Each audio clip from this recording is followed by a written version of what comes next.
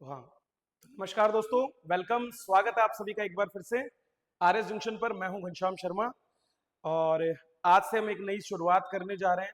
तो एक बार फिर से आरएस जंक्शन आप सभी को डेली करंट अफेयर्स देने जा रहा है, वो भी आपके same to same question answer format में, जिसमें डिटेल में भी हम हर एक टॉपिक पर डिस्कशन करने वाले हैं। राजस्थान, नेशनल और इंटरनेशनल, ये तीनों करंट अफेयर्स हम इसमें कवर करेंगे। 30+ क्वेश्चंस आपके करंट अफेयर से कवर होते हैं, क्योंकि साइंस से लेकर के पॉलिटिक्स से लेकर के हर एक फील्ड से जुड़े हुए प्रश्नों में भी करंट अफेयर समाहित होता है।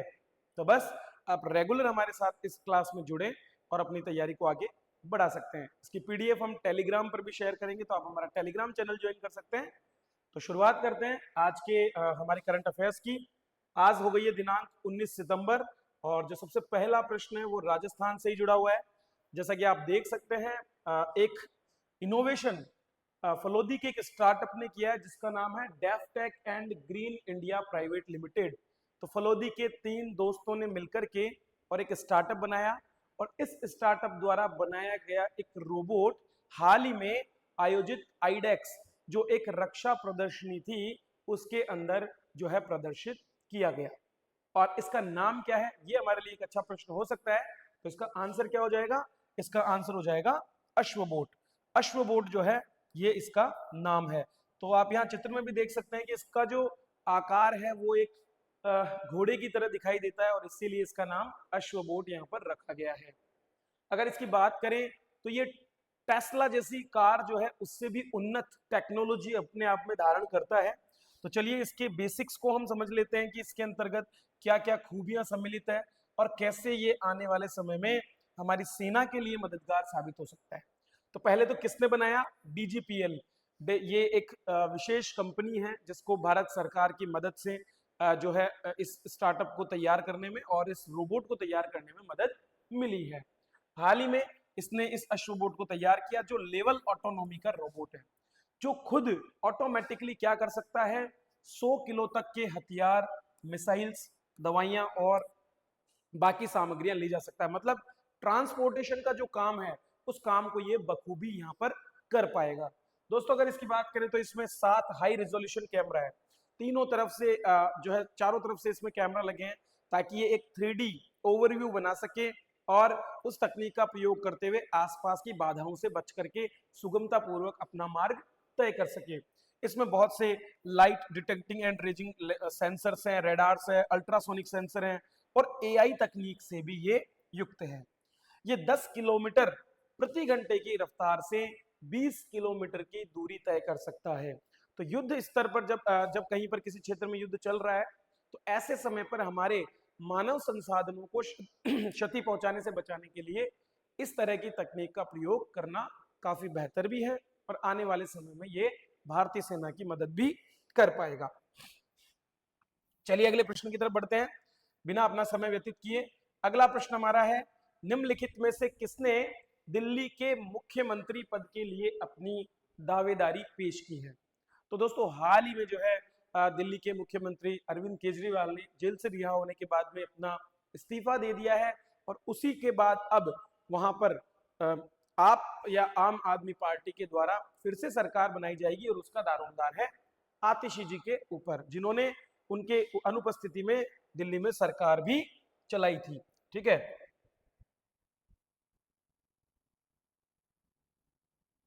चलिए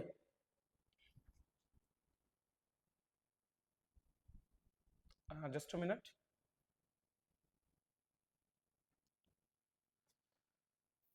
तो इस पर भी हम थोड़ा सा बात कर लेते हैं, जो ये घटनाक्रम पूरा रहा और किस तरह से इन्होंने अपने लिए खुद के लिए दावेदारी पेश की। तो मुख्यमंत्री अरविंद केजरीवाल ने इस्तीफा दिया उपराज्यपाल वी के सक्सेना को। तो ये नाम भी आप याद रखें, क्योंकि कई बार आपको कॉलम मैचिंग के ऐसे क्वेश्चन मिलेंगे। जैसे मान लीजिए नए राज्यपालों की नियुक्ति हुई है, तो उसमें आपसे पूछ लेंगे कौन सा एक सुमेलित नहीं है। तो इस तरह से आपको ध्यान रखना होगा कि वी के सक्सेना अभी उपराज्यपाल हैं, कहाँ के? नई दिल्ली के। नई दिल्ली एक केंद्र शासित प्रदेश है जहां पर विधानसभा भी है। तो पुडुचेरी और दिल्ली ये 2 जगह है जहां पर हमको विधानसभा देखने को मिलती है केंद्र शासित प्रदेशों में। सुषमा एक और है हमारा जम्मू कश्मीर भी, जहां के लिए वर्तमान में चुनाव भी हो रहे हैं। तो सुषमा स्वराज और शीला दीक्षित, इन दोनों के बाद में ये तीसरी महिला मुख्यमंत्री होंगी दिल्ली की। और सबसे बड़ी बात, एक रिकॉर्ड इनके नाम होने वाला है कि ये दिल्ली की सबसे यंग, सबसे जवान मुख्यमंत्री होने वाली है। 43 की एज में ये मुख्यमंत्री बनेंगी।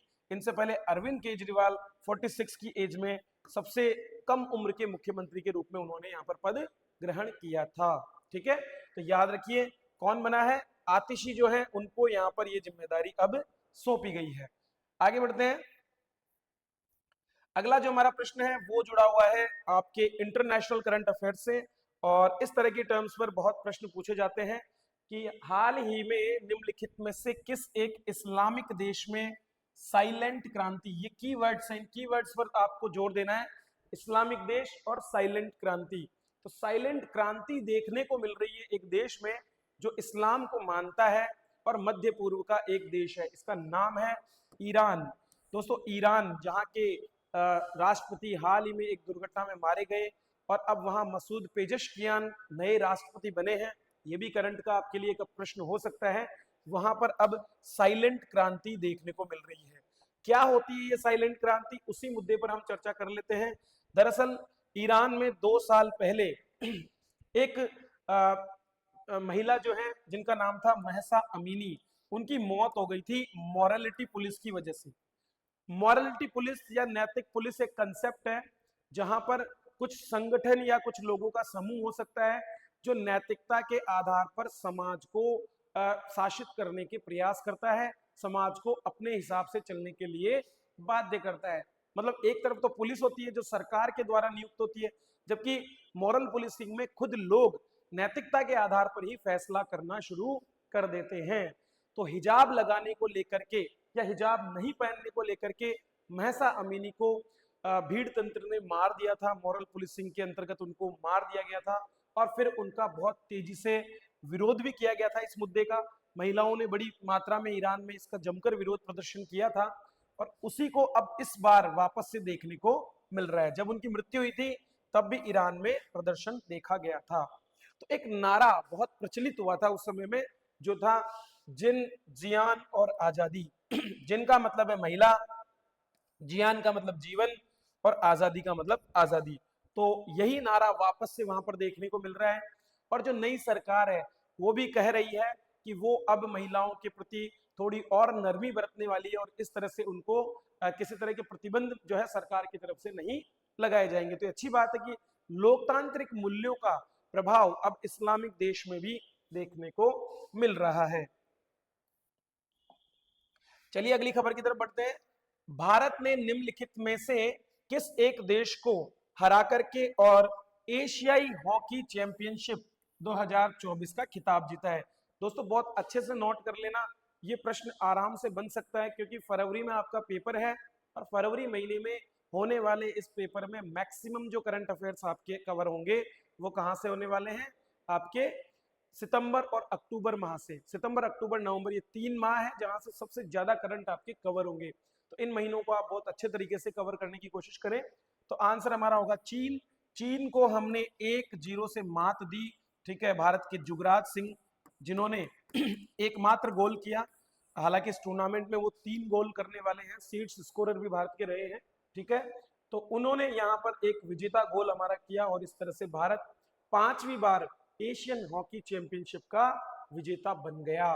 ठीक है, इससे पहले हमने 2011, 2016, 2018 और 2023 में हमने इस खिताब को अपने नाम किया है। ठीक है, तो बहुत इंपॉर्टेंट है। जुगराज सिंह ने 51वें मिनट में यहाँ पर गोल दागा। भारत 6 बार इसके फाइनल में जा चुका और 5 बार उसने खिताब को अपने नाम किया है। तो लगातार दूसरी बार भारत ने खिताब जीता है। हो सकता है आपको ऐसे सेंटेंस बेस्ड क्वेश्चन पूछ ले जिसमें कुछ सेंटेंस दो कि भारत लगातार दूसरी बार इस खिताब का विजेता रहा है, भारत ने 5 बार इस खिताब को जीता है, फाइनल में भारत ने चीन को हराया है। इस तरह के प्रश्न जो है आपसे पूछे जा सकते हैं। नेक्स्ट प्रश्न है एक योजना के बारे में जिसका उद्घाटन किया गया, कल उसका शुभारंभ किया गया।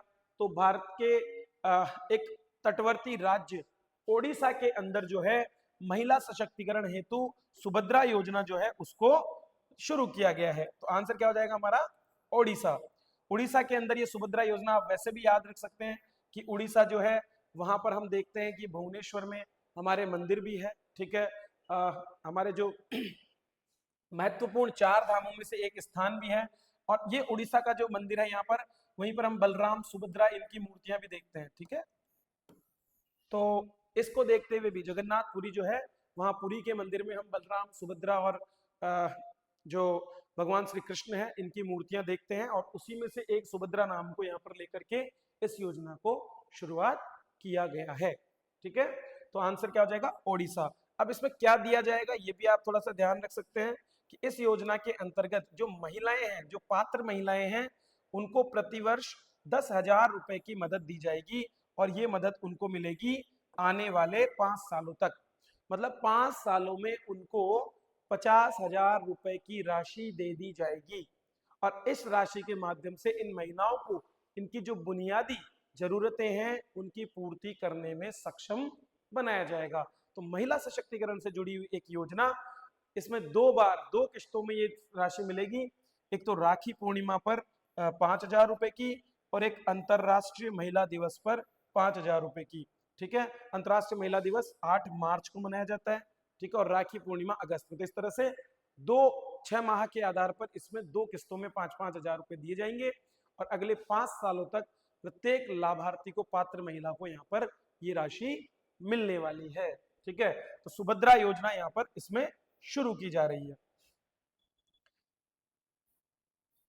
तो ये है इस योजना के बारे में जानकारी। आप सीधा देख सकते हैं 1 करोड़ से ज्यादा महिलाओं को इसका लाभ मिलेगा। 10,000 रुपए प्रतिवर्ष डीबीटी बेस्ड आधार लिंक्ड का अकाउंट में सीधा भेजा जाएगा। इसके अलावा आरबीआई की जो डिजिटल करेंसी योजना है उसी से इसको जोड़ा जा रहा है। तो आरबीआई ने अभी हाल ही में डिजिटल करेंसी को लागू करने की बात कही है, तो उसमें भी इसका जो है आने वाले समय में जो डिजिटल करेंसी है उसी के रूप में यहाँ पर इनको लाभ मिलने वाले हैं। चलिए नेक्स्ट आगे बढ़ते हैं। अगला जो हमारा एक और प्रश्न है वो भी कुछ एक योजना से जुड़ा हुआ है, जो कि एक लाभ योजना है या फिर एक वर्ग के सशक्तिकरण की योजना है। तो ई सिने प्रमाणन मॉड्यूल निम्नलिखित में से कौन से वर्ग से संबंधित है? तो दिव्यांग वर्ग के लिए जो है आपके इस मॉड्यूल को शुरू किया गया है। क्या है ये मॉड्यूल, आइए जान लेते हैं। तो दोस्तों इस मॉड्यूल की अगर बात करें तो इसको शुरू किया है सूचना एवं प्रसारण मंत्रालय ने। ठीक है, ministry of information and broadcasting के द्वारा इसको शुरू किया गया है। किसके लिए? जो हमारे दिव्यांग हैं, जो दिव्यांग व्यक्ति हैं, उनके लिए सिनेमा को और अधिक समावेशी बनाने के लिए। मतलब अब क्या किया जाएगा, सिनेमा घरों में दिखाई जाने वाली जो फिल्में हैं उनमें अब श्रवण और दृष्टि बाधित व्यक्तियों के लिए जो सुविधाएं दी जाती है उनकी भी जानकारी दी जाएगी।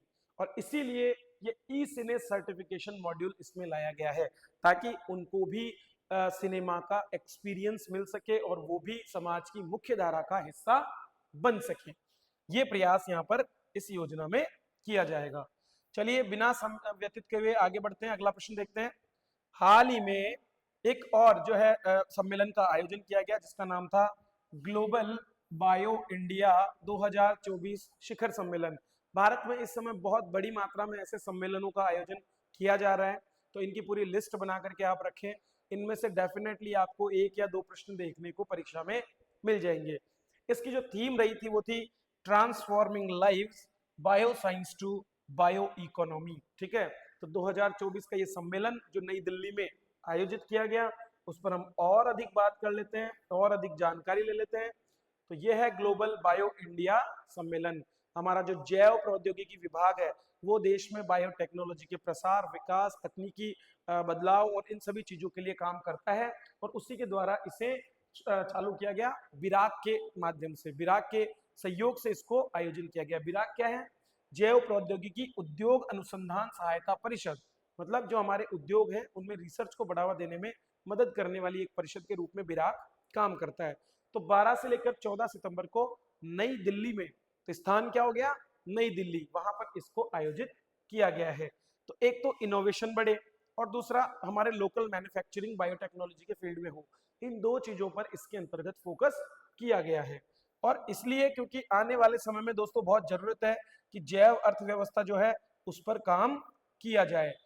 तो इसकी जो अलग अलग फील्ड्स हम देख सकते हैं, इसमें बायो फार्मा हो गया, बायो एग्री हो गया, बायो इंडस्ट्रियल हो गया, बायो एनर्जी, बायो सर्विस और मेडिकल टेक्नोलॉजी या मैडटेक, इन सभी फील्ड्स को ये सम्मेलन जो है एड्रेस करता है। और भारत में इन क्षेत्रों में न केवल निवेश बढ़े, बल्कि भारत इन क्षेत्रों में एक बड़ा स्टेक आने वाले समय में अंतर्राष्ट्रीय स्तर पर प्राप्त कर सके, ये सारा प्रयास जो है इस तरह के सम्मेलनों के आयोजन के पीछे उद्देश्य के रूप में होता है। आगे बढ़ने से पहले दोस्तों आप सभी के लिए कुछ हमारी तरफ से भी मदद दी जा रही है। हमारी एप्लीकेशन पर RS जंक्शन नाम से ऐप प्ले स्टोर पर जो गूगल प्ले स्टोर है वहां पर अवेलेबल है। जल्दी आपको एप्पल ऐप स्टोर पर भी हमारी ऐप अवेलेबल करा दी जाएगी। तो यहाँ पर हम प्रीवियस ईयर के जो पेपर्स हैं 2011 से 2024 में, हमेशा बोलता हूँ कि प्रीवियस ईयर पेपर के बिना आपकी तैयारी अधूरी है, क्योंकि पिछली बार भी 28 प्रश्न सीधे सीधे केवल राजस्थान वाले सेक्शन के जो हैं आपके PYQs में से कवर हुए हैं। मतलब उन प्रश्नों को अगर आप करेंगे तो आपको ये पता चलेगा कि कौन से पोर्शन आपके पूरे सिलेबस में से ज्यादा महत्वपूर्ण है, जहां से प्रश्न पूछे जा रहे हैं। अभी हाल का ट्रेंड क्या है, तो दोस्तों 2024 के पेपर्स अपलोड होना हमने शुरू कर दिया है। 2022 तक के पूरे पेपर इसमें पहले से अपलोडेड है।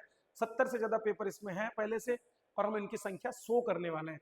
मतलब 5000 से ज्यादा क्वेश्चंस आपको इस कोर्स में मिलने वाले हैं। उनकी प्रैक्टिस आप ऑनलाइन करें, एक बार नहीं मतलब कई बार आप पेपर दे सकते हैं, जितना चाहें उतने अनलिमिटेड आप दें और अपने स्कोर को बूस्ट करें। मतलब क्या होता है कि बार बार जब आप इसकी प्रैक्टिस करेंगे, एक बार, दो बार, तीन बार, तो धीरे धीरे आप अपना स्कोर इनमें बढ़ा पाएंगे।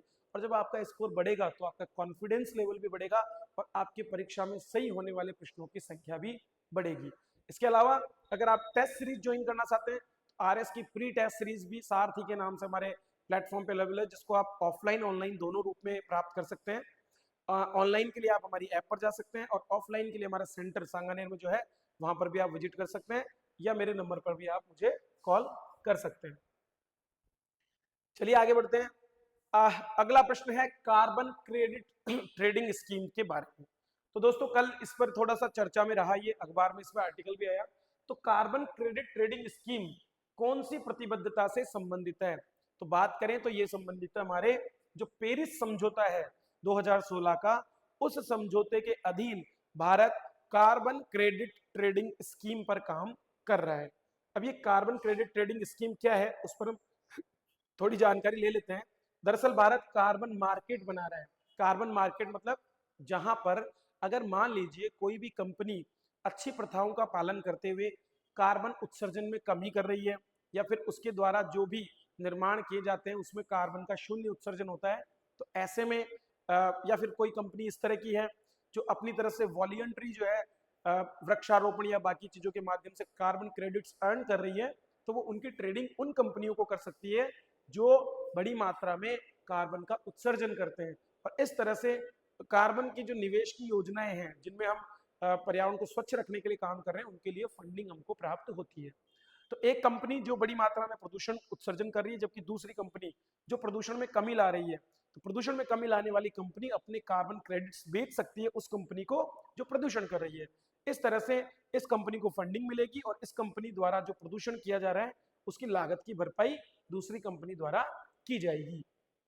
तो ये एक महत्वपूर्ण तरीका है जिसके माध्यम से हम हमारे जो क्लाइमेट चेंज है उसको एड्रेस कर सकते हैं। और ये अवधारणा आई थी कब, 2016 का जो पेरिस का समझौता था उसमें, उसके अंतर्गत ये बात कही गई थी कि देश ने 2030 तक 2005 के स्तर से अपनी उत्सर्जन तीव्रता को हमने 45% की कटौती की बात कही। मतलब हमारे यहाँ जो एमिशन हो रहा है कार्बन का, उसको हम 2005 का जो लेवल था उससे 45% पर ले आएंगे। कब तक? 2030 तक। और इसीलिए आवश्यक है इस तरह की व्यवस्था की जहां पर उन कंपनियों को प्रोत्साहन दिया जा सके जो कार्बन को कम करने में और पर्यावरण को बेहतर बनाने में मदद कर रहे हैं। उनको फंडिंग की व्यवस्था हो सके, उसके लिए कार्बन बाजार की व्यवस्था की गई है, कार्बन क्रेडिट की व्यवस्था की गई है। एक और अवधारणा कार्बन टैक्स की होती है, जो समान रूप से किसी भी संगठन या किसी भी चीजों पर बाध्यकारी रूप से लगाया जाता है।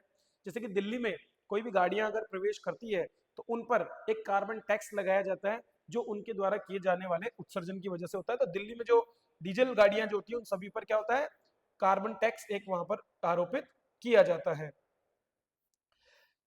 आगे बढ़ते हैं और बात करते हैं हमारे अगले प्रश्न की। दोस्तों हाल ही में एक घटना देखने को मिली जहां पर पेजर नामक एक वायरलेस डिवाइस से जो है विस्फोट की घटना देखी गई। और ये घटना कहां पर हुई?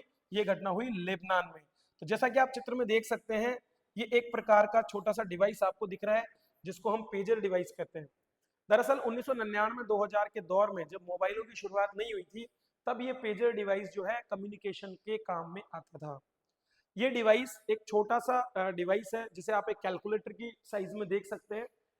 ये एक जो है लोकल एरिया के अंदर एक ग्राउंड स्टेशन से सिग्नल्स रिसीव करता था और उनको अंकों के रूप में या कुछ शब्दों के रूप में प्रदर्शित करता था। इसका उपयोग इमरजेंसी सर्विसेज, सेना और इसके अलावा विभिन्न प्रकार के जो नर्स होते हैं, अस्पताल होते हैं, उनके अंदर किसी अलर्ट या बाकी चीजों के लिए किया जाता रहा है।